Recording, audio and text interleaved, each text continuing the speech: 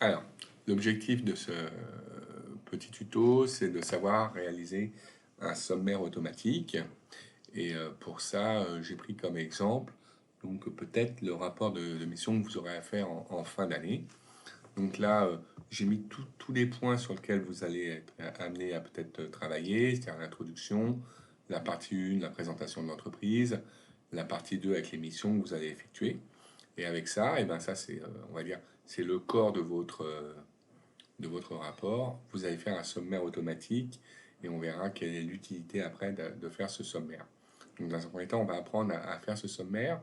Donc pour ça, il faut dans un premier temps aller chercher ici justement le style. Parce qu'il y a des parties principales et des sous-parties. Et c'est ça qu'on va essayer de déterminer ensemble. Donc par exemple, l'introduction, ça sera le titre 1. La partie 1 aussi, ça sera le titre 1. Par contre, tout ce qui est présentation de l'entreprise, là, ça sera considéré comme étant en dessous, donc partie présentation 2. Le secteur d'activité, ça sera aussi titre 2. L'organisation de l'entreprise, ça sera aussi titre 2, c'est en dessous. Hein. Les chiffres clés de l'entreprise, on va les mettre aussi en titre 2. Les chiffres clés, j'ai fait exprès de créer un titre 3. Il y aura le chiffre d'affaires et, plutôt, excusez-moi, le titre 3, celui-là. Donc je vais reprendre ce titre 3 là. Il y aura le chiffre d'affaires et l'effectif. Et la concurrence reviendra au niveau un petit peu du titre 2. Voilà.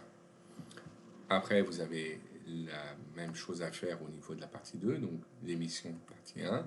L'émission principale, ça sera titre 2. Les deux missions en dessous, et ben, ça sera évidemment titre 3. Mission 1, mission 2.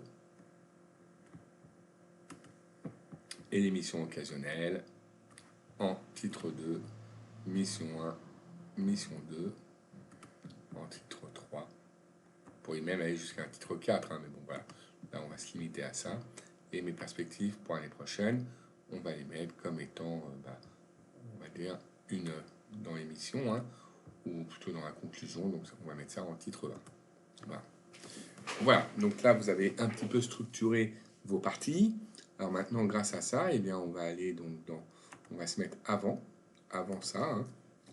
Et ici, on va donc indiquer ici, voilà, on va aller dans référence et on va dire qu'on va faire une table de matière. Voilà, table de matière. Alors on peut choisir le style de la table de matière, peu importe, on va prendre le premier. Et conclusion, voilà ce qui s'est créé ici. Il s'est créé votre table de matière directement. Alors évidemment, tout est en page 1 pour l'instant, puisque tout ce qu'on a indiqué ici est en page 1. Mais par exemple, si je commence à changer un peu, la partie 2, je vais faire comme vous savez faire maintenant, un saut de page. Elle apparaîtra maintenant en page 2, et mes perspectives d'avenir, je vais faire aussi un saut de page, apparaîtra en page 3.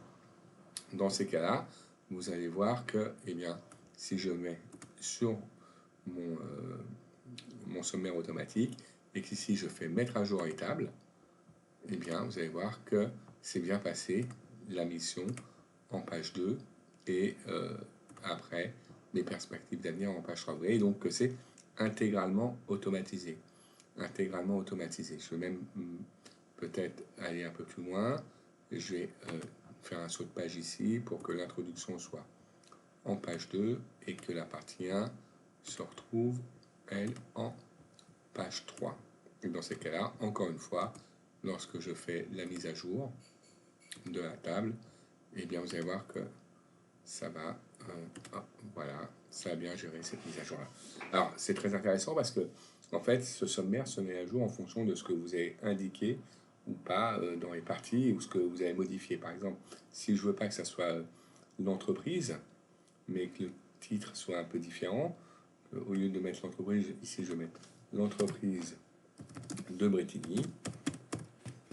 Et bien maintenant, vous allez voir qu'ici, je vais pouvoir, encore une fois, en mettant à jour ma table, voilà, il a bien mis l'entreprise de Bretigny. Vous voyez, donc c'est très complètement lié à ce que vous allez taper après. Donc vous créez une première fois la table des matières et après vous la mettez à jour en fonction des modifications que vous faites au-dessus.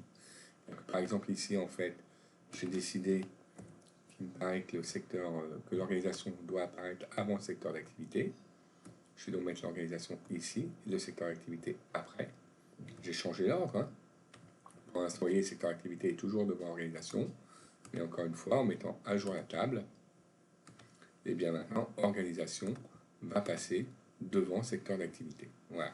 Donc c'est vraiment très intéressant ce type d'outil pour pouvoir avoir un sommaire qui soit intégralement lié à tout ce que vous allez saisir dans votre rapport.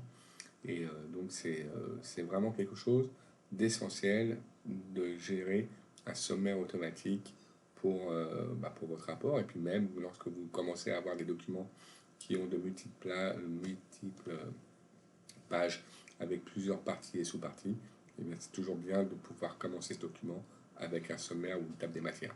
Alors Word l'appelle table des matières, on est d'accord, mais ici évidemment vous pouvez changer, hein, et vous pouvez mettre évidemment sommaire, ça pose aucun souci, d'accord. Voilà, bon ben ça, je pense que ça va vous être vraiment utile pour votre rapport d'activité, votre mémoire professionnelle de deuxième année, et il faut vraiment que vous puissiez l'utiliser dès que vous pouvez l'utiliser. Très bien, écoutez, je vous remercie, à bientôt, au revoir.